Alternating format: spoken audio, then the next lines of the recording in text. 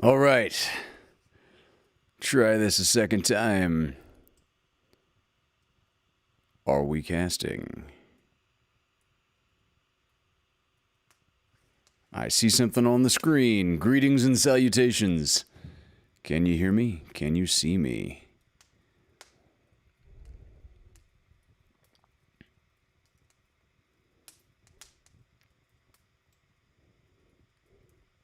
Seems to be flowing now. All right.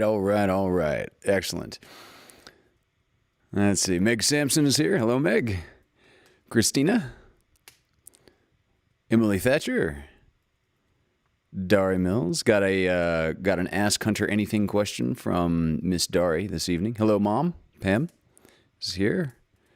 Kelsey Blaine Gibson. Anna Gianavola. Aaron Powell. Rhonda Soto. Hello. Yeah.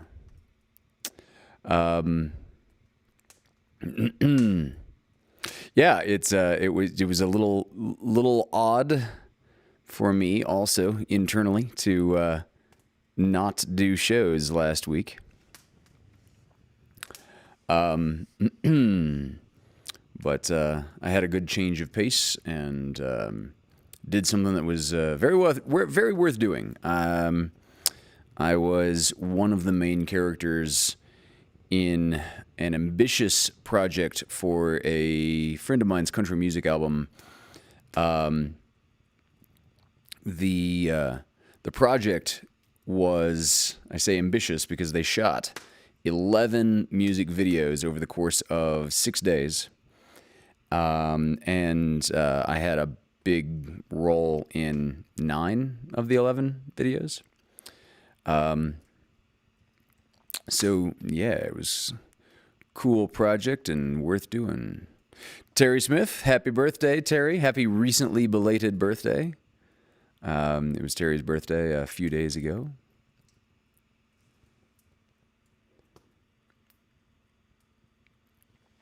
Yeah, Emily, that was a lot. It was, yeah, my best description is, it's a very ambitious project, but man, they got it in. Hello, David Benjamin, Gluten Talk. For those of you that are a big fan of the wheat protein and not so much of German, David's going to start his own hosting show of let's discuss German carbohydrates. Gluten Talk. Yeah, Aaron, horses, chaps, and pistols, indeed. By the way, I'm impressed with your unusual description of just calling them chaps. So often people call them assless chaps. Well, of course they're assless chaps. If they had an ass in the pants, they would be pants. All chaps are definitively assless. That's what makes them chaps. Christina recently was laughing about the phrase, "It's always in the last place you look."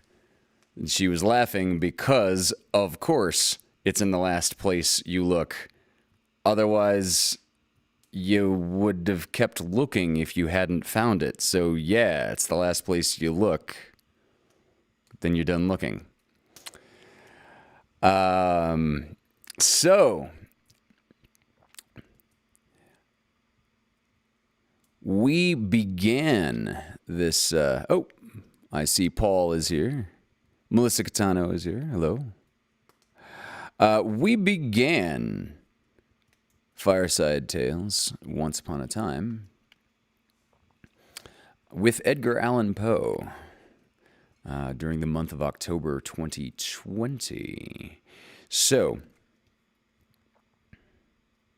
Poe is one of my favorites, and a lot of folks really liked Murders in the Rue Morgue. Well, tonight's offering is also Edgar Allan Poe and much shorter than Murders in the Rue Morgue.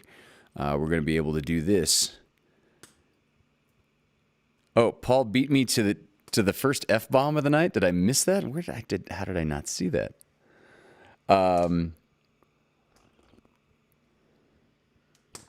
It's funny. I don't see Paul in the chat at all. Is he being censored on my end? That would be awful. Tonight's short story we're going to be able to do in one sitting, one go, one swing. This story was published in 1842. This is an Edgar Allan Poe classic that it was very difficult not to read it last year when we started this venture together. But at some point after doing a month of Poe, I just had to move on. No, Hunter, go to live chat in the chat. I just had the same thing. Sis told me to make sure, and there it was. What is live chat in the chat? I don't know what that is.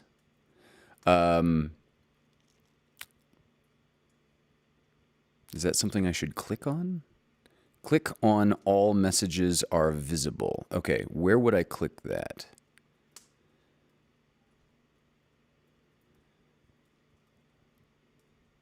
There's top chat and there's live chat. Ah, live chat. Oh, I get it. Thank you, Paul. Okay. Yes, it was. Top chat was. Is that a new feature? I don't remember ever seeing that or having to adjust that. It is now on live chat on my side.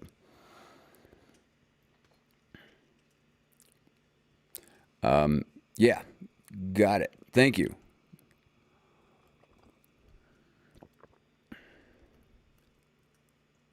Now I kind of want to scroll back and see all the things that I missed. Oh dear. Still don't see Paul's F-bomb. Well.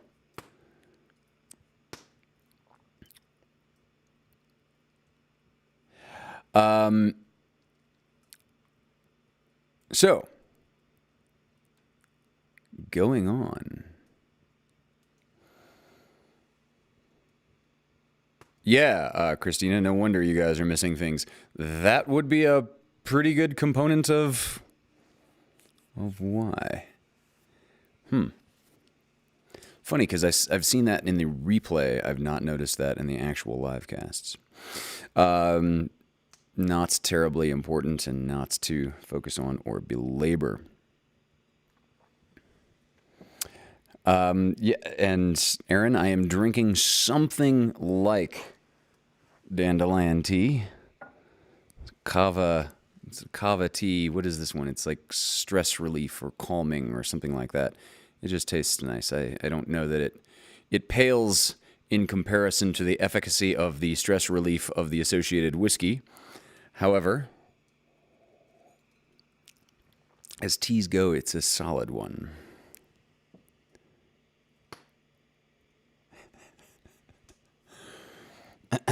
So, let us begin this evening's short story. I've got some very interesting questions for the tail end of the show for Ask Hunter Anything. I want to point out and read aloud to the folks that are listening to just the audio feed of this show the new email address for submitting questions to the show is askhunteranything@gmail.com.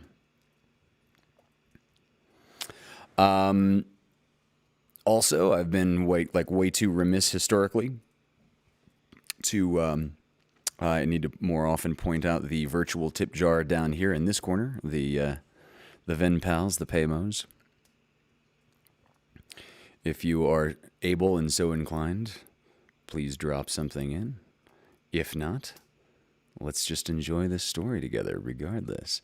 So, published in 1842 by Edgar Allan Poe. This is The Pit and the Pendulum.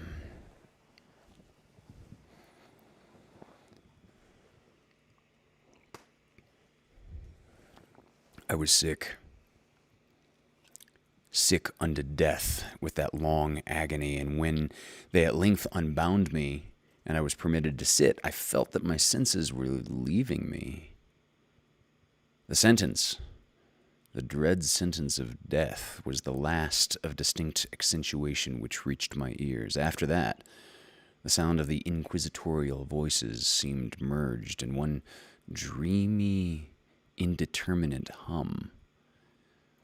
It conveyed to my soul the idea of revolution, perhaps from its association in fancy with the burr of a mill wheel. This only for a brief period, for presently I heard no more. Yet, for a while I saw, but with how terrible an exaggeration, I saw the lips of the black-robed judges. They appeared to be white. Whiter than the sheet upon which I trace these words, and thin, even to grotesqueness, thin with the intensity of their expression of firmness, of immovable resolution, of stern contempt of human torture. I saw that the decrees of what to me was fate were still issuing from those lips. I saw them writhe with a deadly locution. I saw them fashion the syllables of my name, and I shuddered because no sound succeeded. I saw, too, for a few moments of delirious horror, the soft and nearly imperceptible waving of the sable draperies which enwrapped the walls of the room, and then my vision fell upon the 7 tall candles upon the table. At first, they wore the aspect of charity and seemed white and slender angels who would save me. But then, all at once, there came a most deadly nausea over my spirit, and I felt every fiber in my frame thrill as if I had touched the wire of a galvanic battery, while the angel forms became meaningless specters with heads of flame, and I saw that from them there would be no help. And then there stole into my fancy, like a rich musical note, the thought of what sweet rest there must be in the grave.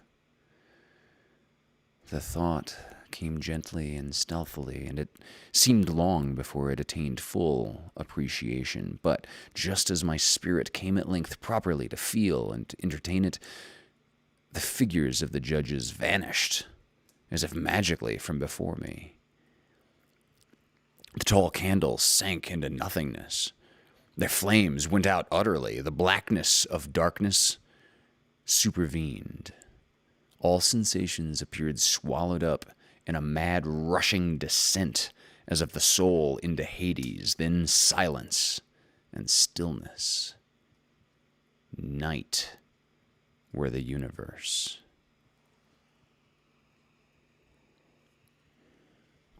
I had swooned, but still will not say that all of consciousness was lost.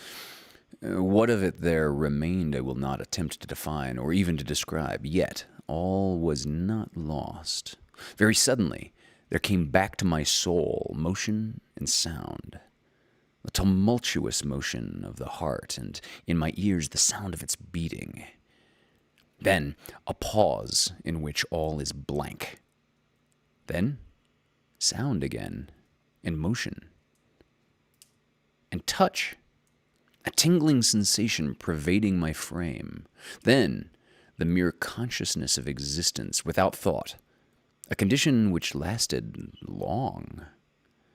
Then, very suddenly, thought, and shuddering terror, and earnest endeavor to comprehend my true state. Then, a strong desire to lapse into insensibility, then a rushing revival of soul in a successful effort to move, and now a full memory of the trial, of the judges, of the sable draperies, of the sentence, of the sickness, of the swoon. Then entire forgetfulness of all that followed, of all that a later day and much earnestness of endeavor have enabled me vaguely to recall.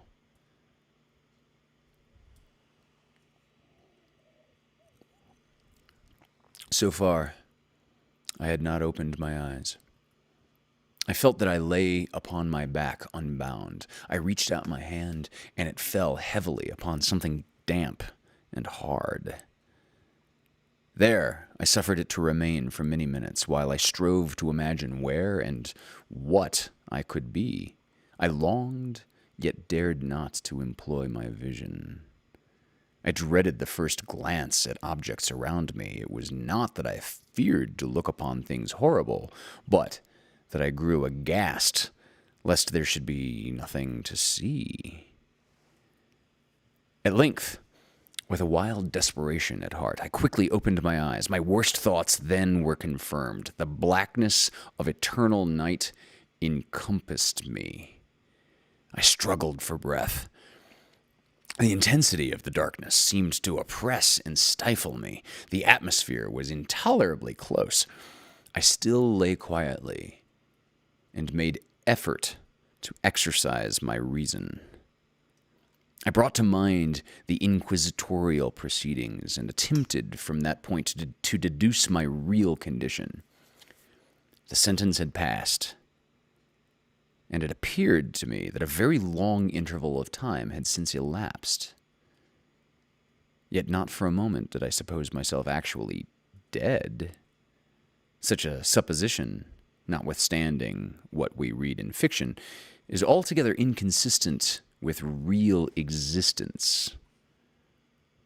But where and in what state was I? The condemned to death, I knew, perished usually at the autos da fe. This is the burning of a heretic by the Spanish Inquisition, just footnote. This is widely known in 1843. The condemned to death, I knew, perished usually at the autos da fe, and one of these had been held on the very night of the day of my trial. Had I been remanded to my dungeon to await the next sacrifice, which would not take place for many months, is that possible? This, I at once saw, could not be. Victims had been an immediate demand. Moreover, my dungeon, as well as the condemned cells at Toledo, had stone floors, and light was not altogether excluded. A fearful idea now suddenly drove the blood in torrents upon my heart, and for a brief period, I once more relapsed into insensibility.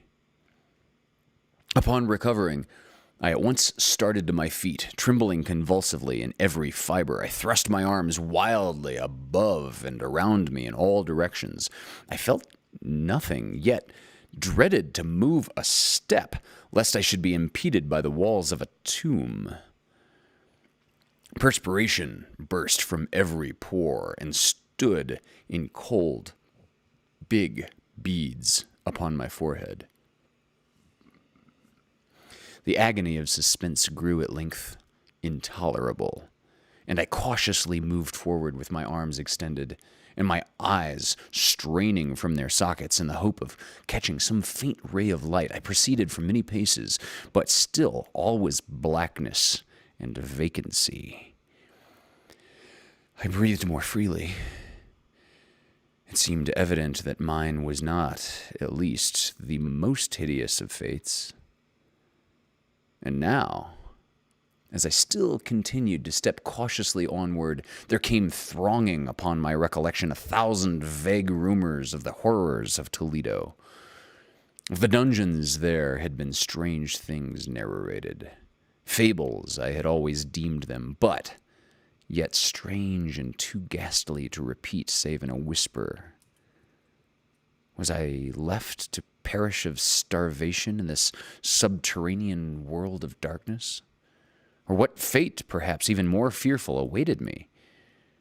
That the result would be death, and a death of more than customary bitterness, I knew too well the character of my judges to doubt. The mode and the hour were all that occupied or distracted me. My outstretched hands at length encountered some solid obstruction. It was a wall, seemingly of stone masonry, very smooth, slimy, and cold.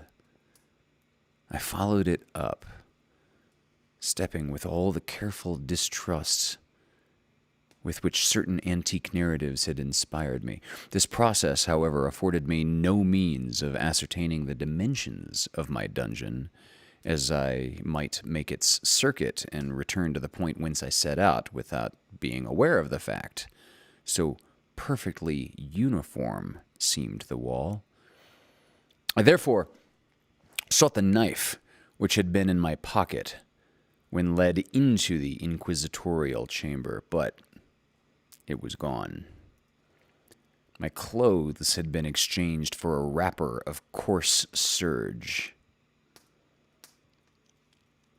I had thought of forcing the blade in some minute crevice of the masonry so as to identify my point of departure.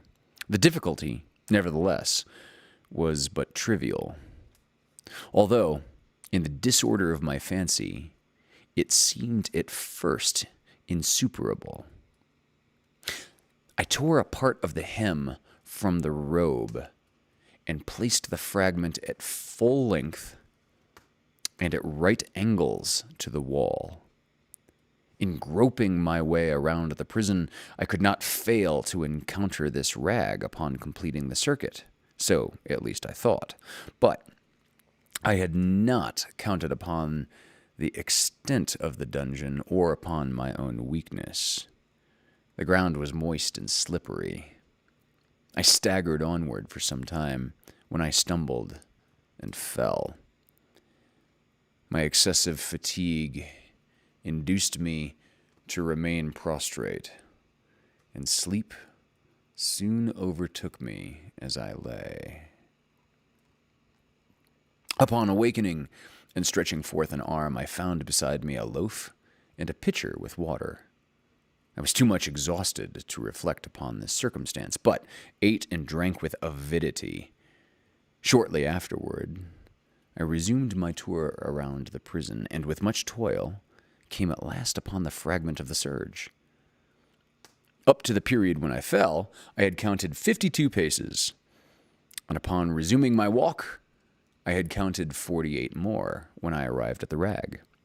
There were, in all, then 100 paces, and, admitting 2 paces to the yard, I presumed the dungeon to be 50 yards in circuit. Circuit means circumference all the way around. I had met, however, with many angles in the wall, and thus I could form no guess at the shape of the vault, for vault I could not help supposing it to be.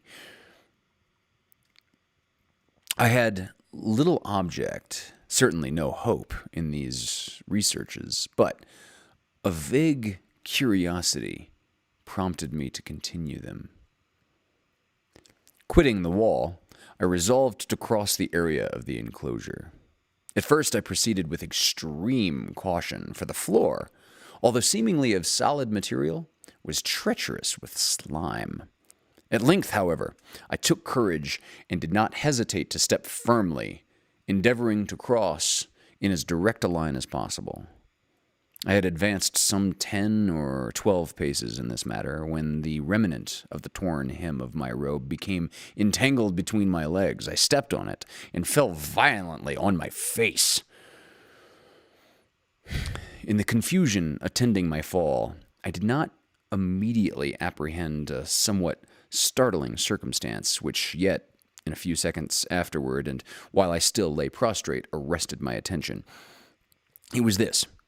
My chin rested upon the floor of the prison, but my lips and the upper portion of my head, although seemingly at a less elevation than the chin, touched nothing. At the same time, my forehead seemed bathed in a clammy vapor, and the peculiar smell of decayed fungus arose to my nostrils. I put forward my arm and shuddered to find that I had fallen at the very brink of a circular pit, whose extent, of course, I had no means of ascertaining at the moment. Groping about the masonry just below the margin, I succeeded in dislodging a small fragment and let it fall into the abyss.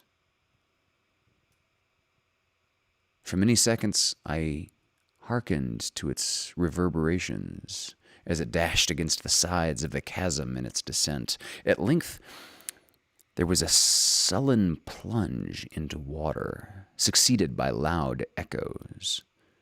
At the same moment, there came a sound resembling the quick opening and as rapid a closing of a door overhead, while a faint gleam of light flashed suddenly through the room, and as suddenly faded away.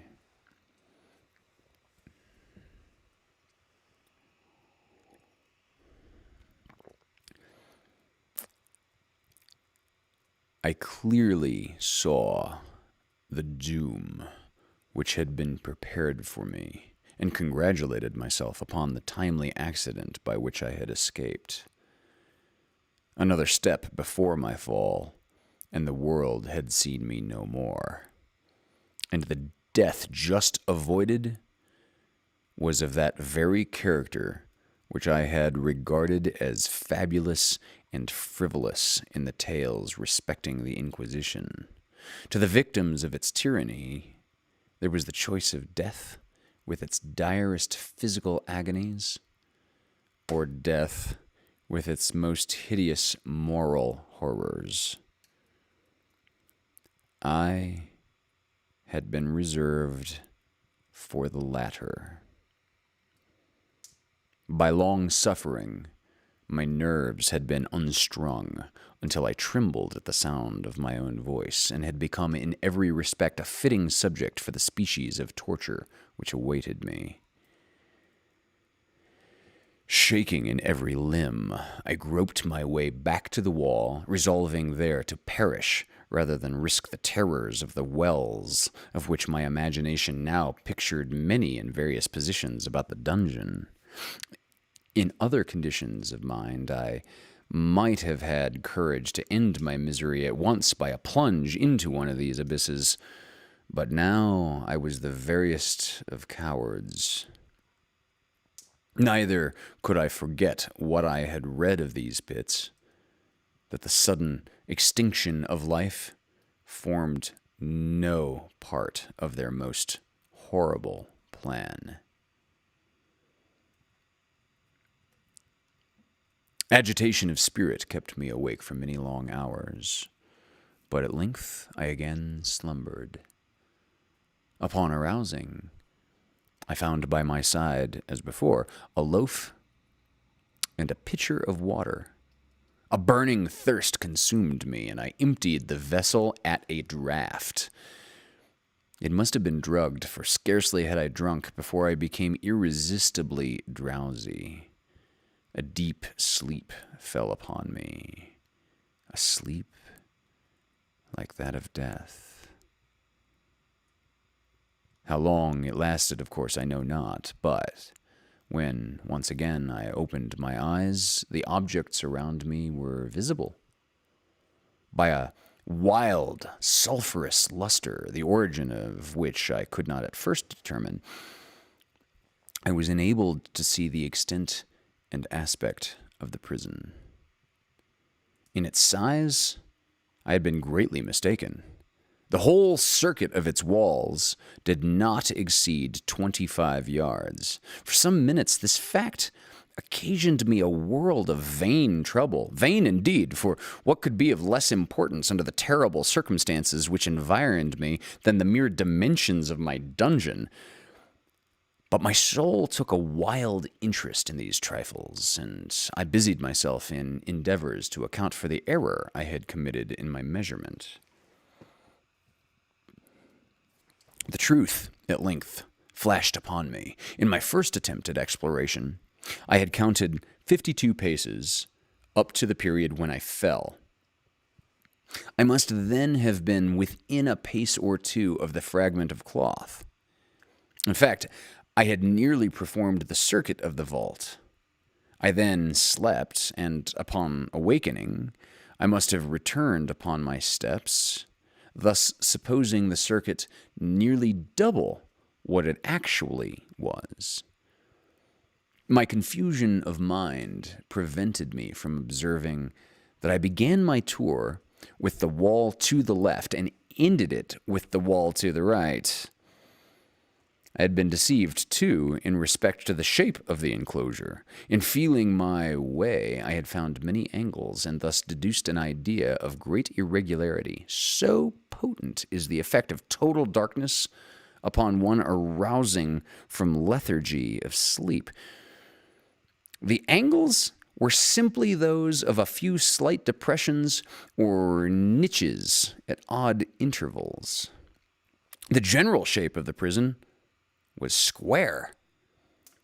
What I had taken for masonry seemed now to be iron, or some other metal, in huge plates whose sutures or joints occasioned the depression. The entire surface of this metallic enclosure was rudely daubed in all the hideous and repulsive devices to which the charnel superstition of the monks had given rise. The figures of fiends and aspects of menace with skeleton forms and other more really fearful images overspread and disfigured the walls. I observed that the outlines of these monstrosities were sufficiently distinct, but that the colors seemed faded and blurred, as from the effects of a damp atmosphere. I now noticed the floor, too, which was of stone. In the center yawned the circular pit from whose jaws I had escaped, but it was the only one in the dungeon.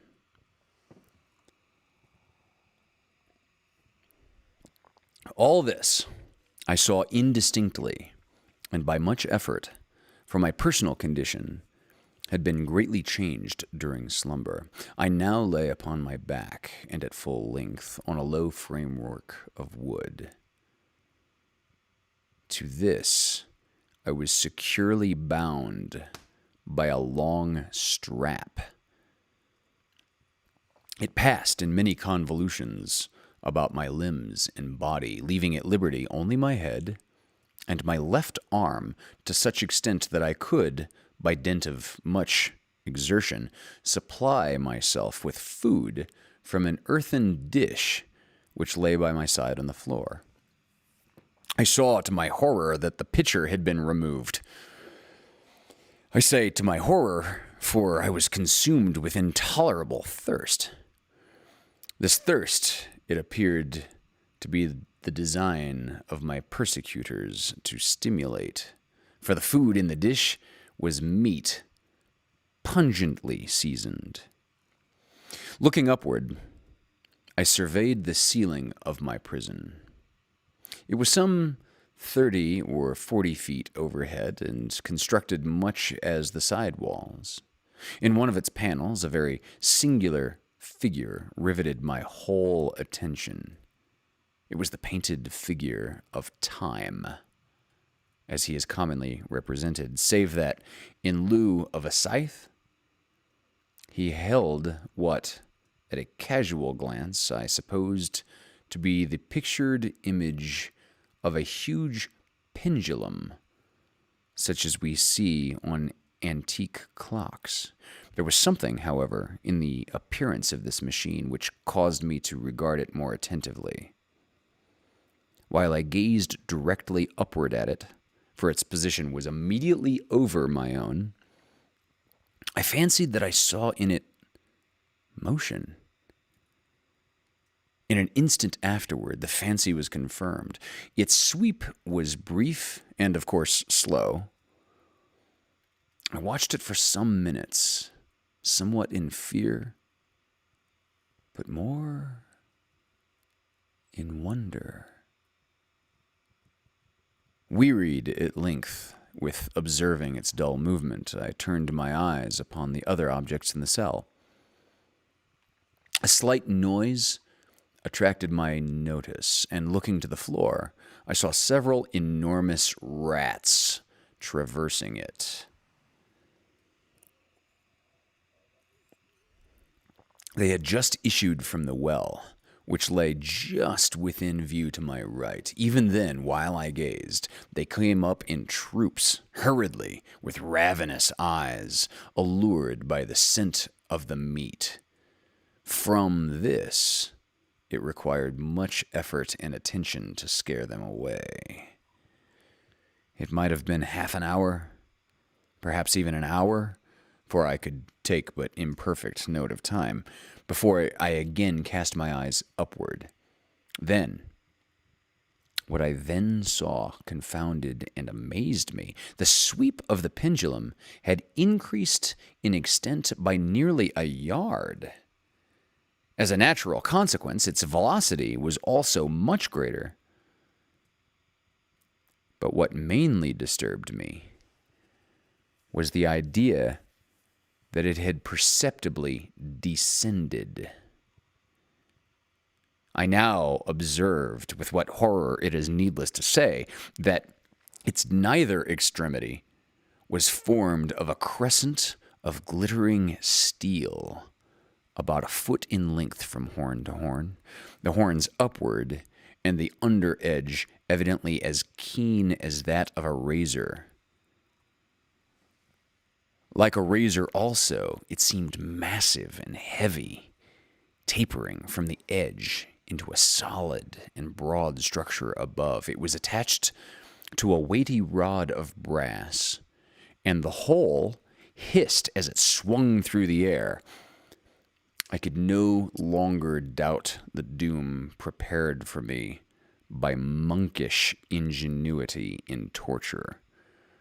My cognizance of the pit had become known to the inquisitorial agents, the pit whose horrors had been destined for so bold a recusant as myself, the pit typical of hell and regarded by rumor as the ultima thule for all their punishments. The plunge into this pit I had avoided by the merest of accidents. I knew that surprise, or entrapment into torment, formed an important portion of all the grotesqueries of this dungeon of deaths. Having failed to fall, it was no part of the demon plan to hurl me into the abyss, and thus, there being no alternative, a different and milder destruction awaited me. Milder. I half smiled in agony as I thought of such application of such a term. What difference is it to tell of the long, long hours of horror more than mortal, during which I counted the rushing vibrations of the steel, inch by inch, line by line, with a descent only appreciable at intervals that seemed ages. Down and still down it came. Days passed. It might have been that many days passed ere it swept so closely over me as to fan me with its acrid breath. The odor of the sharp steel forced itself into my nostrils. I prayed. I wearied heaven with my prayer for its more speedy descent. I grew frantically mad and struggled to force myself upward against the sweep of the fearful scimitar. And then I fell suddenly calm.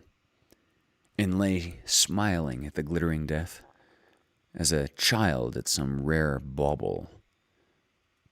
There was another interval of utter insensibility. It was brief, for upon again lapsing into life, there had been no perceptible descent in the pendulum. But it might have been long, for I knew there were demons who took note of my swoon, and who could have arrested the vibration at pleasure. Upon my recovery, too, I felt very, inexpressibly sick and weak, as though through long inanition. Even amid the agonies of that period, the human nature craved food. With painful effort, I outstretched my left arm as far as my bonds permitted and took possession of the small remnant which had been spared me by the rats. As I put a portion of it within my lips, there rushed to my mind a half-formed thought of joy, of hope.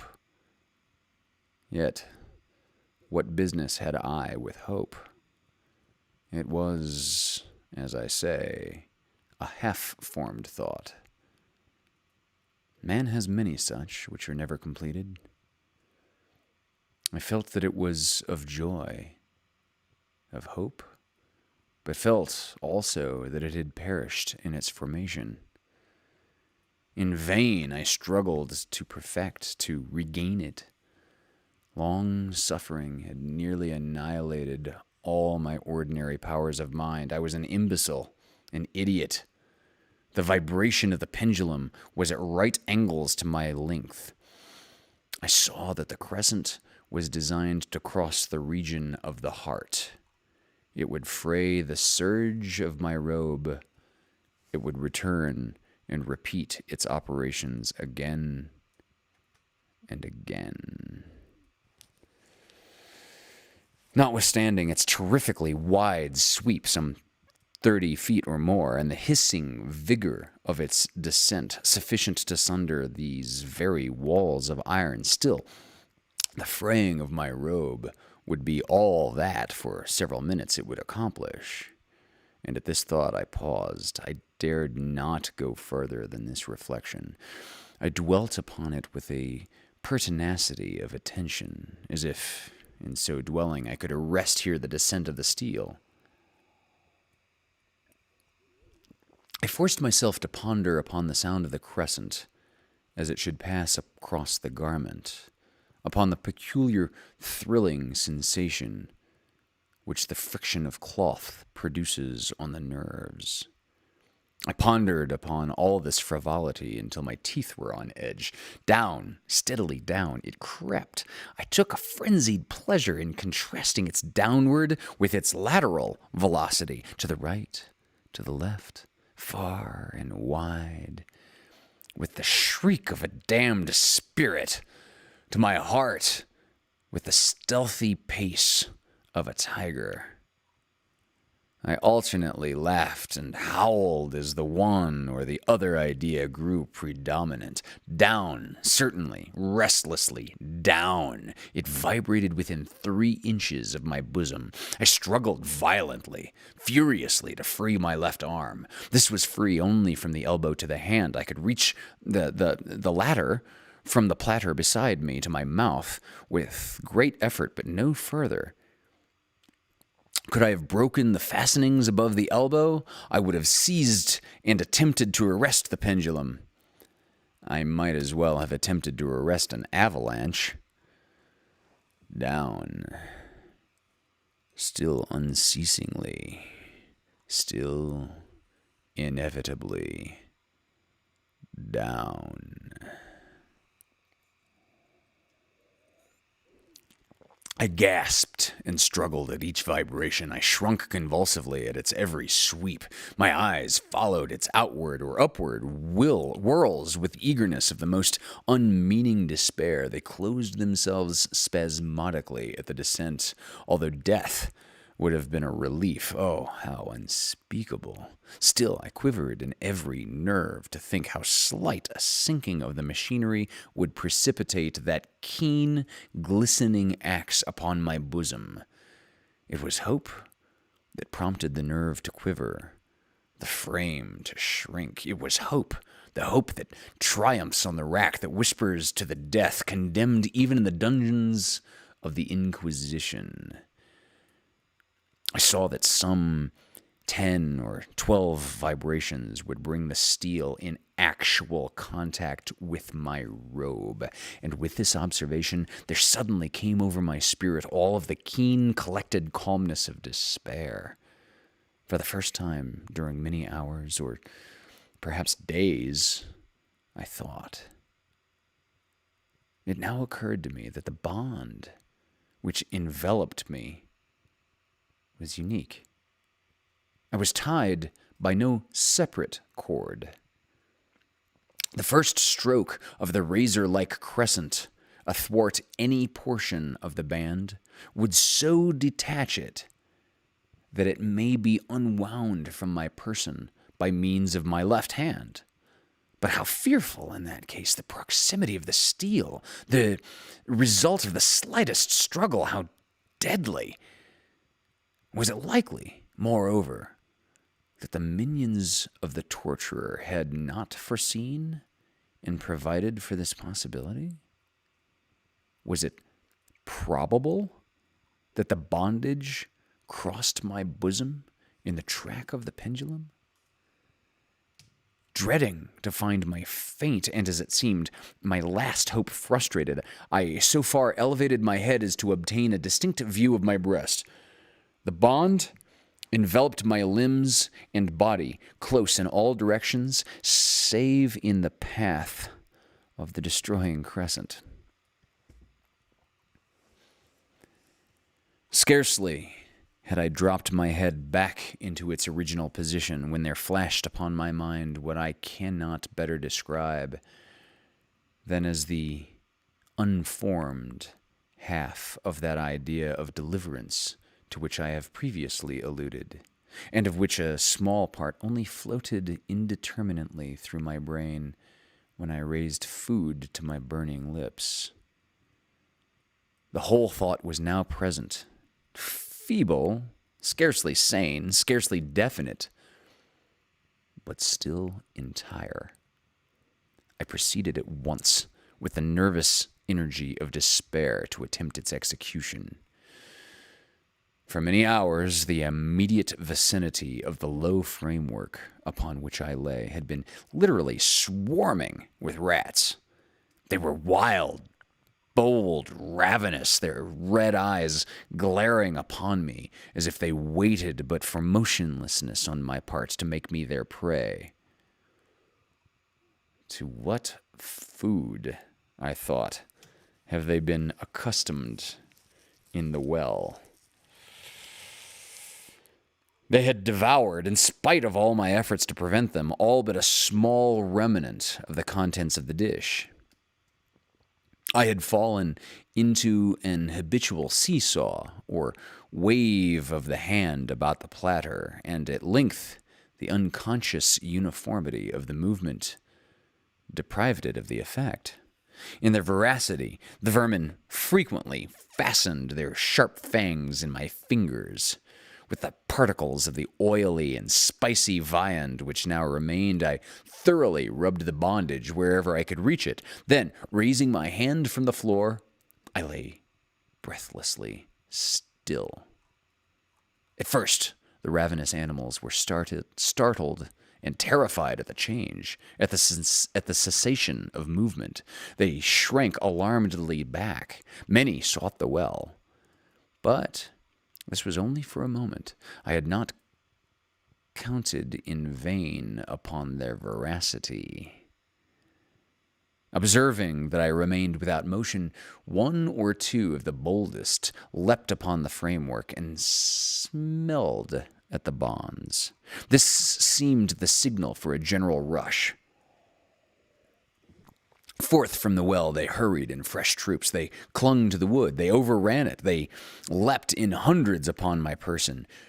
The measured movement of the pendulum disturbed them not at all. Avoiding its strokes, they busied themselves with the anointed bondage. They pressed, they swarmed upon me in ever-accumulating heaps. They writhed upon my throat. Their cold lips sought my own. I was half stifled by their thronging pressure. Disgust, for which the world has no name, swelled my bosom and chilled with a heavy clamminess in my heart. Yet 1 minute, and I felt that the struggle would be over. Plainly, I perceived the loosening of the straps which held me. I knew that I knew that in more than one place it must already be severed. With a more than human resolution, I lay still. Nor had I erred in my calculations, nor had I endured in vain. I at length felt that I was free. The bonds hung in ribbons from my body, but the stroke of the pendulum already pressed upon my bosom. It had divided the serge of the robe. It had cut through the linen beneath. Twice again it swung, and a sharp sense of pain shot through every nerve. But the moment of escape had arrived. At a wave of my hand, my deliverers hurried tumultuously away. With a steady movement, cautious, sidelong, shrinking, and slow, I slid from the embrace of the bandage and beyond the reach of the scimitar. For the moment, at least, I was free. Free! And in the grasp of the Inquisition.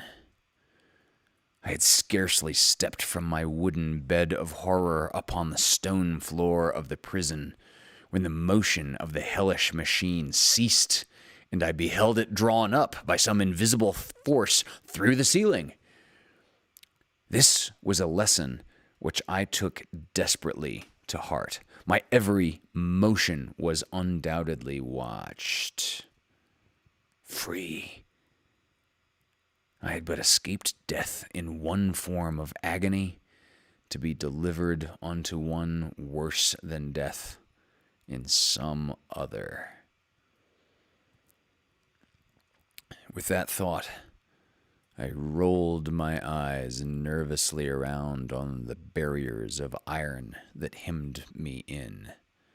Something unusual, some change which, at first, I could not appreciate distinctly, it was obvious, had taken place in the cell.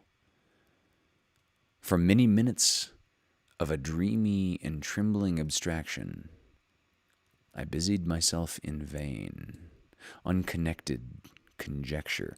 During this period, I became aware for the first time of the origin of the sulfurous light which illuminated the cell.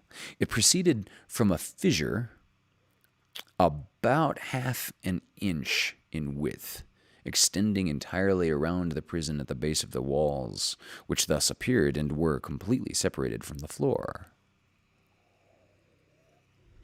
I endeavored, but of course in vain, to look through the aperture.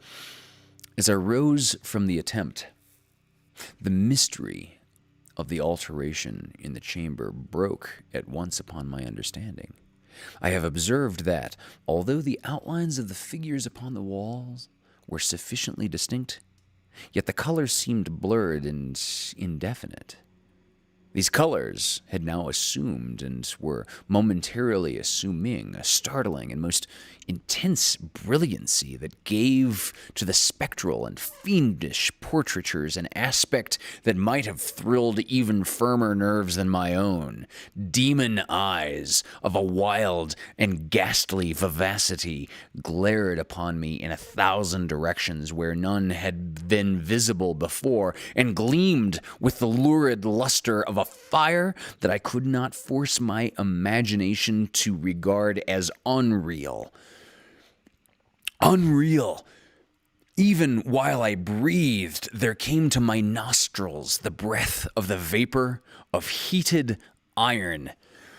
A suffocating odor pervaded the prison. A deeper glow settled each moment in the eyes that glared at my agony. A richer tint of crimson diffused itself over the pictured horrors of blood. I panted. I gasped for breath. There could be no doubt of the design of my tormentors. Oh, most unrelenting, oh, most demonic of men. I shrank from the glowing metal to the center of the cell. Amid the thought of the fiery destruction that impended, the idea of the coolness of the well came over my soul like a balm. I rushed to its deadly brink. I threw my straining vision below. The glare from the enkindled roof illuminated its inmost recesses, yet for a wild moment my spirit refused to comprehend the meaning of what I saw. At length it wrestled its way into my soul. It burned itself in upon my shuddering reason. Oh, for a voice to speak! Oh, horror! Oh, any horror but this! With a shriek, I rushed from the margin and buried my face in my hands, weeping bitterly. The heat rapidly increased, and once again I looked up, shuddering as if with a fit of the ague. There had been a second change in the cell, and now the change was obviously in the form. As before, it was in vain that I at first endeavored to appreciate or understand what was taking place, but not long was I left in doubt. The inquisitorial vengeance had been hurried by my twofold escape, and there was to be no more dallying with the King of Terrors. The room had been square. I saw that two of its iron angles were now acute, two consequently obtuse. The fearful difference quickly increased with a low rumbling or moaning sound.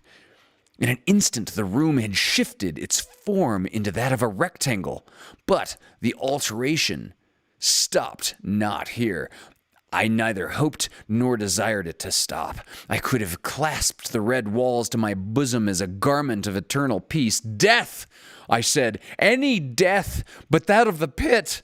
Fool, might I not have known that into the pit was the object of the burning iron to urge me? Could I resist its glow? Or, if even that, could I withstand its pressure? And now, flatter and flatter grew the rectangle, with a rapidity that left me no time for contemplation.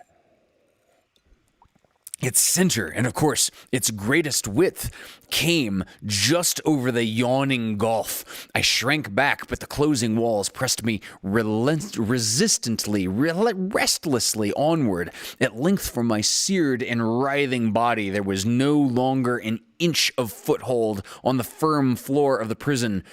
I struggled no more, but the agony of my soul found vent in one loud, long, and final scream of despair. I felt that I tottered upon the brink. I averted my eyes. There was a discordant hum of human voices.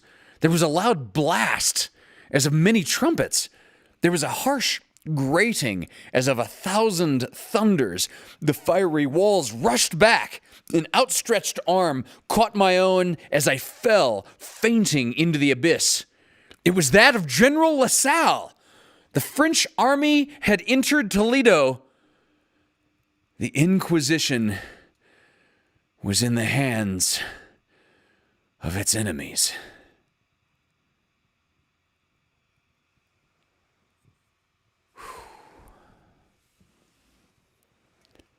Wow. Intense. As I look down into the chat, I already see the first point I was going to follow this up with. Trash compactor scene, anyone? I've never read it in literature earlier than 1842. Obviously never saw it in any movie that preceded this either. Don't want to say George Lucas took this directly from Edgar Allan Poe, but it sure smells like it. Also, Notice the similarity between the James Bond motif of a bad guy leaving him on his own to die of some needlessly Rube Goldberg, unnecessarily complex machine. What, do you expect me to talk? No, Mr. Bond, I expect you to die. Right. I don't know of that being in literature before this story either. So, wow, Poe. Good show, old bean. Good show. My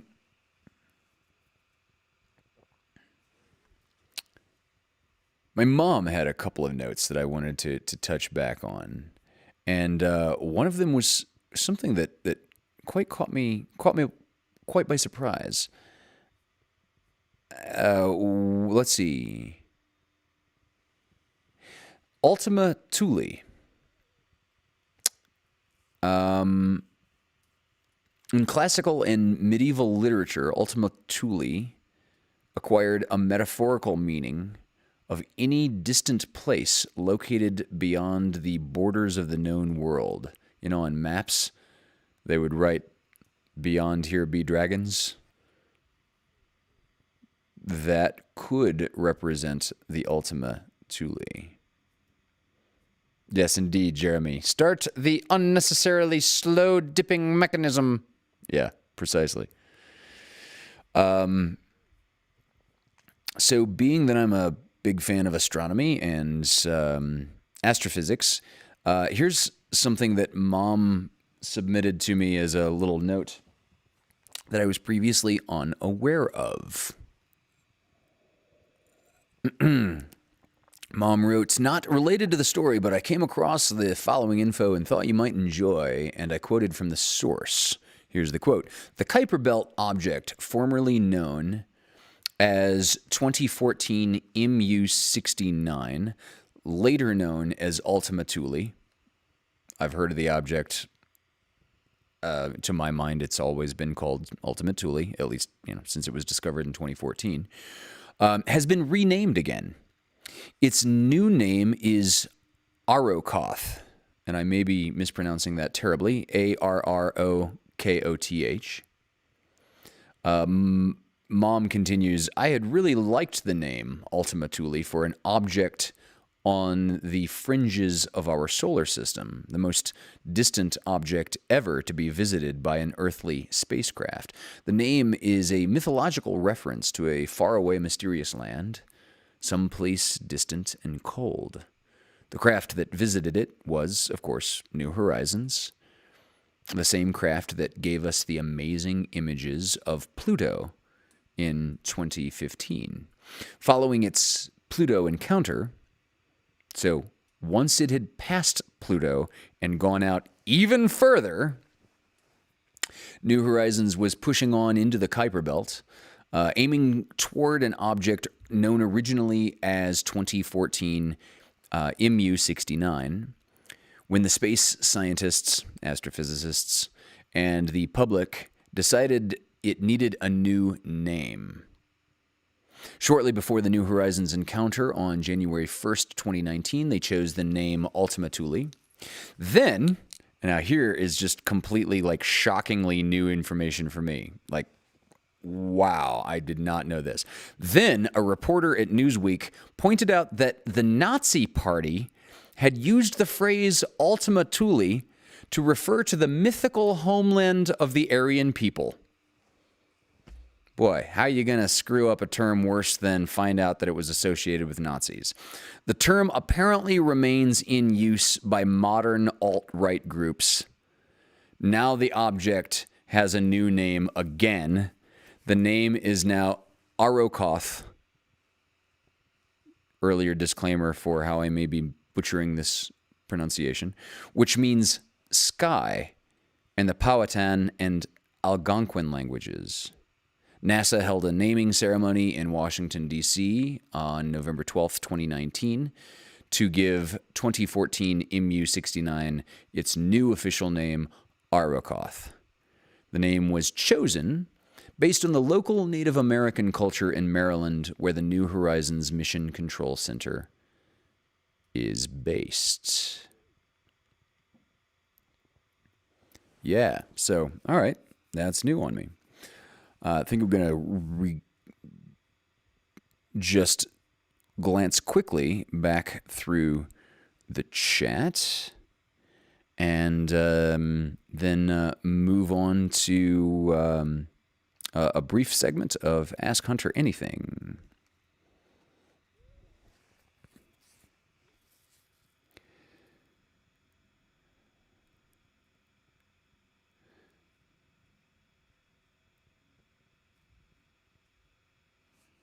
Well, there's a crazy random. I've never done just random crazy things in the chat. I've never done heroin. I wonder if this story is a heroin trip.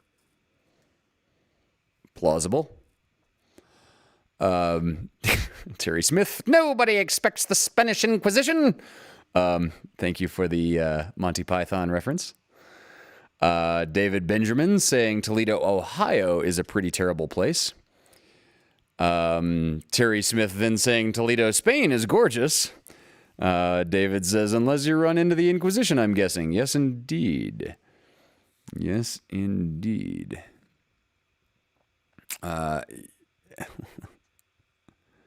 That's interesting. I did not know this. Terry also said this is not a problem anymore. Spain is over 50% atheist now. I guess hosting the Inquisition may push a culture and society in that direction. Now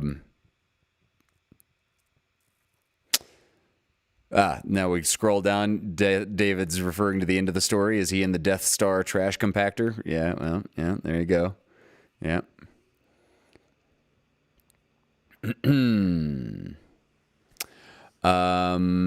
Let's see.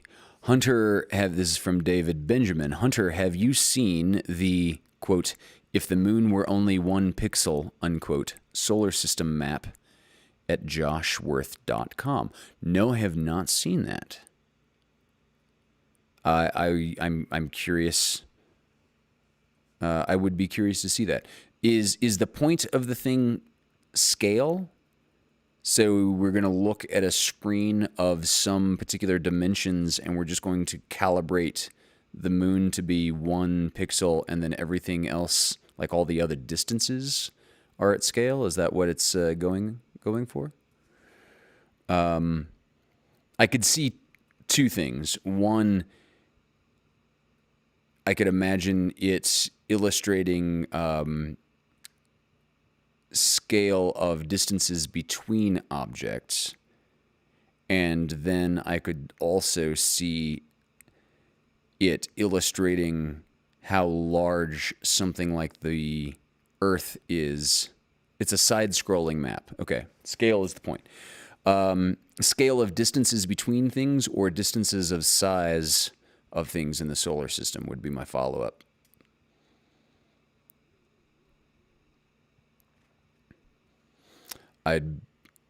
Clearly, I'm going to have to just go to joshworth.com and check this out. That sounds neat.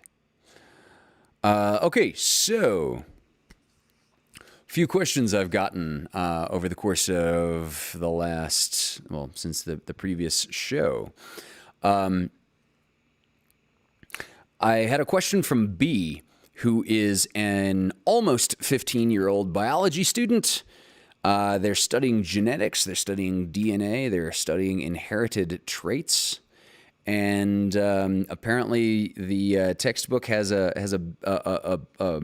bit of a weak spot, because B's question is, what is a double helix? So obviously this is relevant to her question because DNA tends to, let's say, store itself in the lowest energy configuration that it is possible of taking. And that is of a double spiral, double helix, to call it another term. For those of you that are watching this and not listening, the answer is going to be simplest by watching the path of my fingers. Imagine two spirals that are simply spiraling around each other as they go. For those of you who are not visually watching but are listening to the audio feed of this, imagine taking a metal spring and pulling it in both ends so that you separate the string, so that you give some space between the metal and that it still makes a spiral, all right? Do that twice. Like stretch out 2 different springs that are coiled in the same direction. That's an important point. Stretch out 2 different springs so that there's now space between the metal, and fit those 2 together so that the 2 make one cylinder together. So like the metal of one spring goes in the gaps of the other spring, and the 2 wind around each other simultaneously. That is a double helix.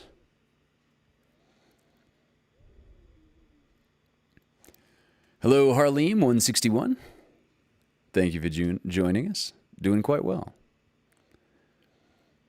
Let's see.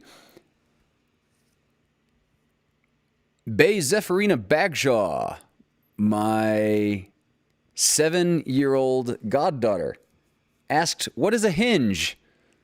I was like, okay, that's the simple answer. Look at a door. See how the door is a big piece of wood, and see how that big single solid piece of wood goes inside a wooden frame or goes inside a big wooden rectangle? A hinge is just the metal parts that connect the solid slab of door to the rectangle that holds it up. The hinge is the metal part that allows the door to open. A hinge, by definition, is the metal thing that is not the lock. Adorable question. So, Dari Mills, I'm going to read Dari's question from my phone.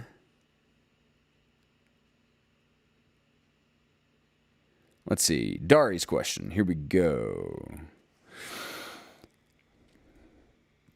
So Dari submitted this question on November 8th, so 2 weeks ago, about the astronomical event that happened last week. Dari says, okay, so apparently there's a blood moon happening on November 18th/19th. Forbes says it is a frosty half-blood moon. I've never heard of any moon named Frosty. Have you? What does a frosty half-blood moon mean? Can you elaborate on this? Yes, happy to. Okay, so we have this big book called the Farmer's Almanac. The Farmer's Almanac has compiled all kinds of names that have been given to the full moons that happen in various months. For example, the one in, I think it's October, is the Hunter's Moon. Every October, 2 or 3 people say, "Hey, did you know that the full moon of this month?" You know, like private message me, and yeah, okay, yeah, it's kind of neat. There are cool names for a lot of different, the full moon of a lot of different particular months. And usually these trace back to various Native American, not rituals, Native American cultural significant sorts of things. So the other name for the full moon, I think from the Algonquin people, they call it the Beaver Moon.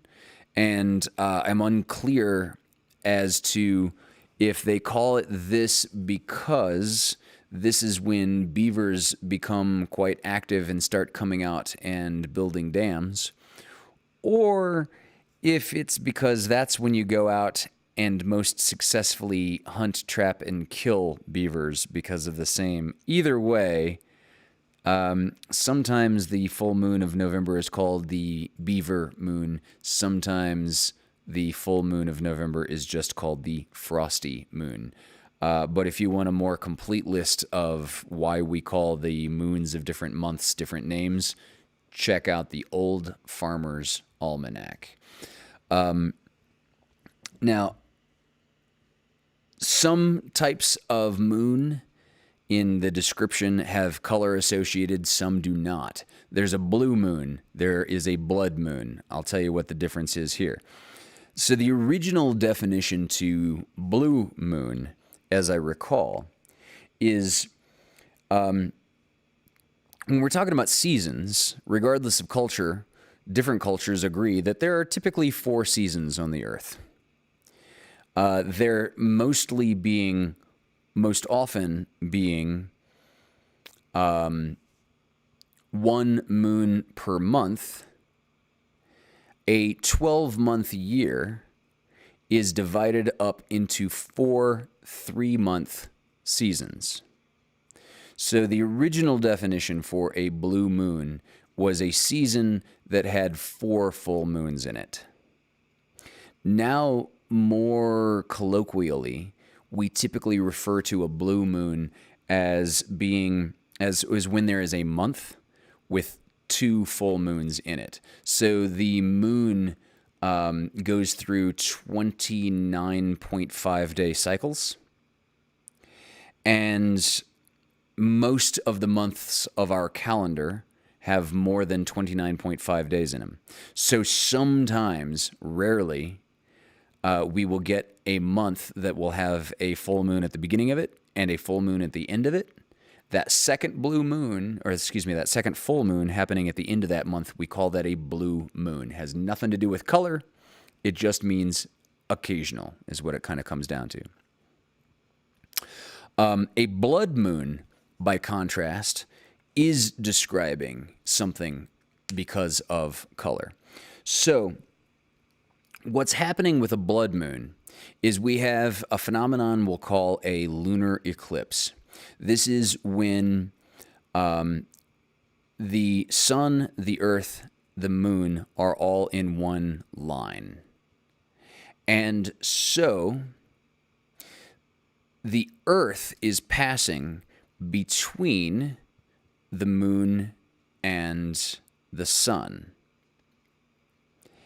Now, it's not completely darkening the sun's light from the moon. Instead, it's giving a partial shadow onto the moon. The light that you're seeing cast onto the moon from the sun is passing through the atmosphere of the earth. And it's colored red because of the alignment. All of the light that is shining onto the moon is all the simultaneous sunrises and sunsets of the earth, all going then to the moon. So what light is getting to the moon from the sun, the light that is not blocked by the earth, is all colored by sunrises and sunsets, and it gives it this ethereal red color. The full moon of last week is a partial blood moon because the earth was not in a position to completely block it and to completely color it red, so it was a partial blood moon. The other somewhat special thing about last week's full moon was that it was the longest partial lunar eclipse that the Earth is going to see in about 500 or 600 years. It's not dramatically longer by like a huge stretch of time. Sometimes these things can be an hour. Sometimes these things can be 3 hours. I think I remember one being 45 minutes. So blood moons will happen. Blood moons will continue to happen. They just won't stay red for as long as the one that happened last week. Incidentally, why not? Here's a little bonus feature of history.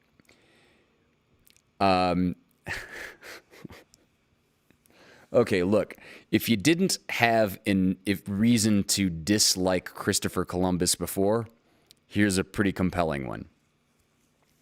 As I recall, in 1504, Columbus and his crew were on an island that we nowadays call Jamaica. They had originally arrived in peace and had pretty good relations with the natives. And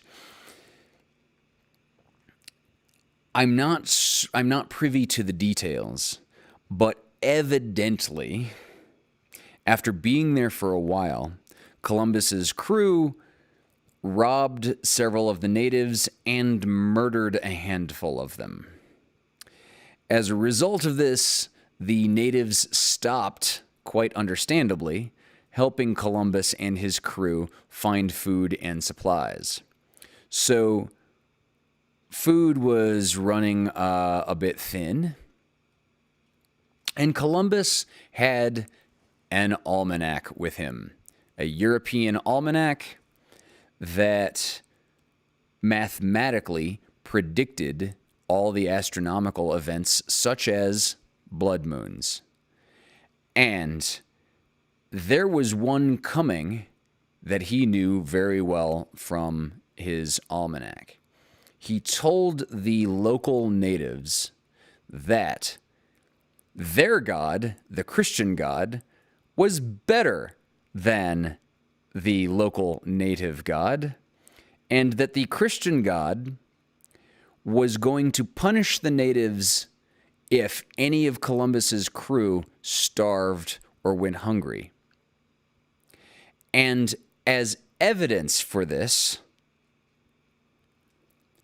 the Christian God is going to create a blood moon at exactly this time and this date and this night, etc., etc., etc. He knows by reading in the almanac. Obviously, this came to pass, and upon reaction, the natives came sprinting forward with like bushels and bushels of food and supply, and thus, by appealing to supernaturalism, Columbus and his crew literally got away with murder.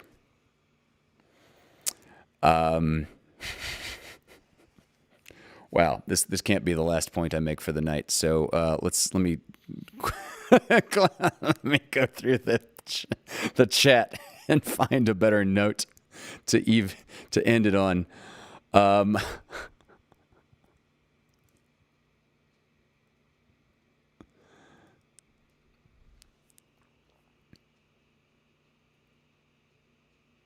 No, David, you got it exactly right.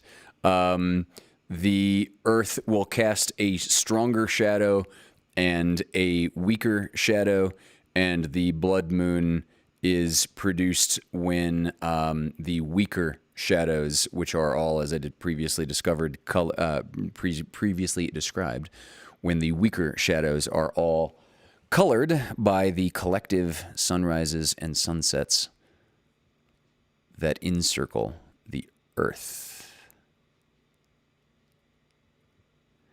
Unfortunately, where I was from, I had a terrible view. I was filming these country music videos up in Santa Ynez, and it was totally overcast, utterly cloudy. I got little glimpses of it through the clouds, but not exactly not a good view.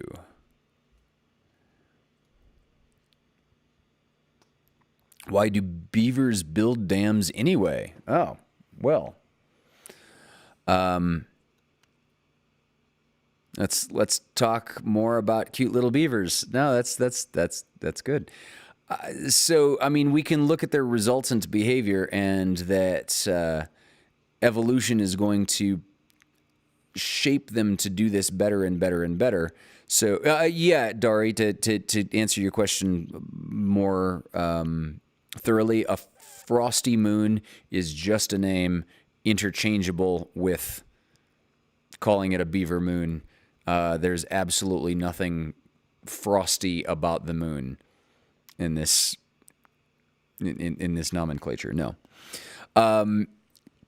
Yeah, why do beavers build dams? Beavers build dams for exactly the same reasons that spiders build webs and humans build cabins.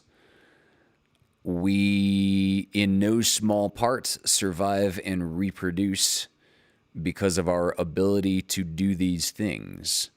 And we are all the product of an evolutionary project. We are all the product of an evolutionary process that necessarily indicates that we build cabins better than our predecessors. Beavers build dams better than their predecessors. And spider webs have been largely unchanged for a very, very, very long time. However, modern day spiders definitely build webs better than their very ancient predecessors. Indeed. Frosty the Snowman has absolutely nothing to do with a frosty moon. Fortunately or unfortunately.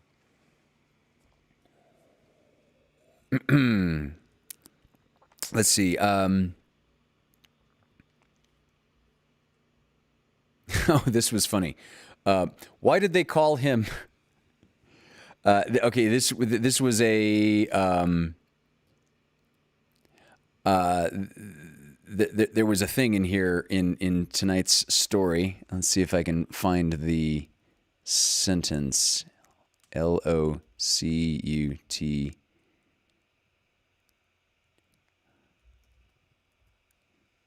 Nope, I'm just misspelling it.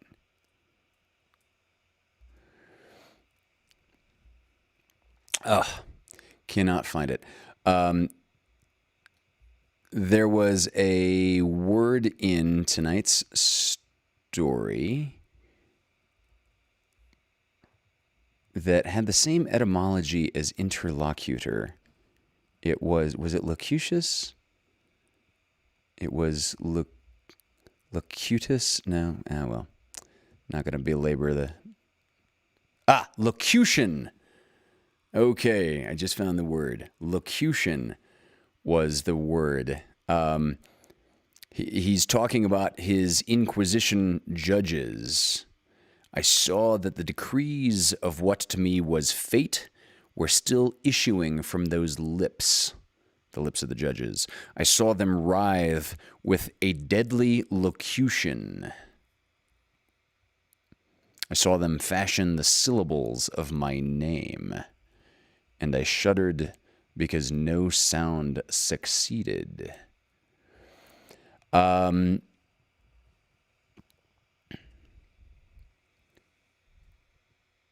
So, a locution, the definition, I popped this into a Google search real quick.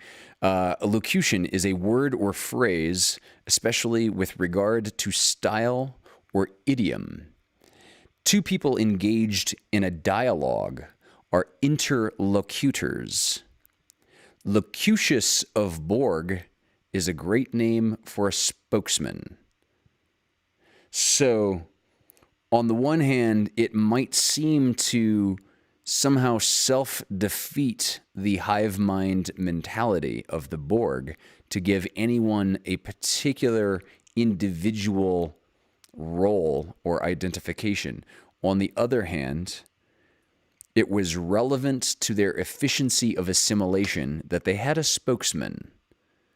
And that spokesman they decided to make out of a very well-known human, Jean-Luc Picard, captain of the flagship USS Enterprise, and rename him Locutus of Borg.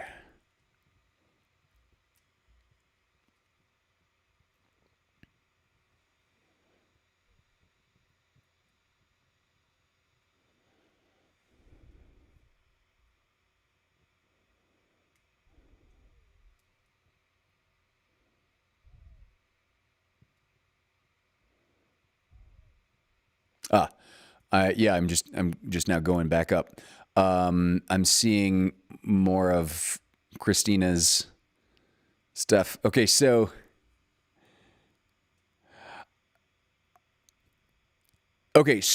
Christina, there are two things going on that beavers build. Sometimes they build as Mom was putting in the chat. Sometimes beavers build a hut, which may be away from the water, but not necessarily. Other times they will build a hollow space inside of a dam. And the reason that they ultimately build dams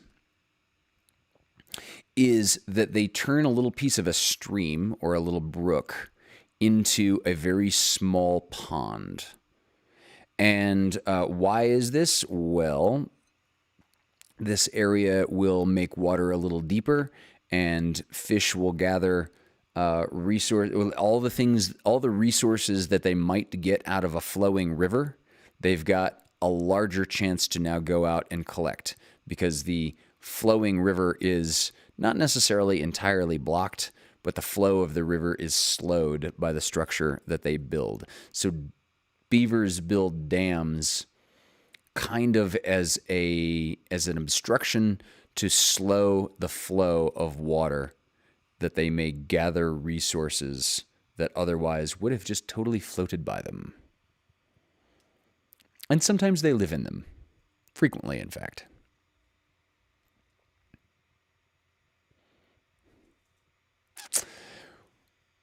With that, I think we shall conclude the evening's show. Join us on Thanksgiving for the next Lovecast at the regular time of 6 o'clock. And Meg Sampson just now tossed in, also relevant to beavers. And they benefit from the warmer, deeper water. I didn't know anything about temperature being involved in this.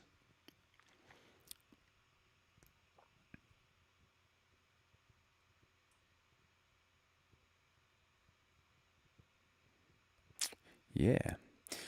All right. Well, thank you all very much for joining us this evening. I will see you on Thanksgiving. I'm not sure who on the Vaudacity Network is doing shows this week. A little out of the loop. I've been out. But please drop those in the chat. And, Dari's show is tomorrow. I'll see you all at Dari's show tomorrow. And does Amanda Benjamin have a show on Wednesday night? And Amanda Benjamin has a show on Wednesday night. There we go. All right. Well, again, happy belated birthday to Miss Terry Smith. And see you all once again when the cameras are rolling here in the cabin on Thanksgiving Day, Thursday. Love you all. Good night.